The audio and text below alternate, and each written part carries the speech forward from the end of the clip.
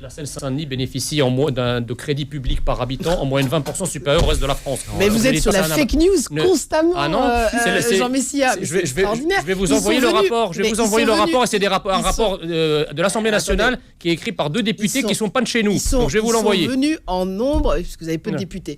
Parce qu'on vote pour vous aux législatives. D'accord, merci de préciser votre couleur politique. Donc vous n'êtes pas une journaliste en fait.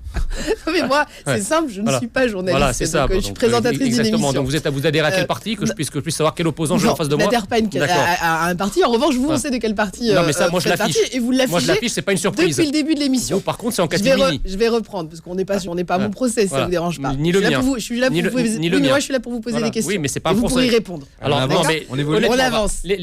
On laisse tomber cette question. Non, mais simplement, non, mais c'est important sur la question sur le couvre-feu. Non, mais très bien. Alors juste.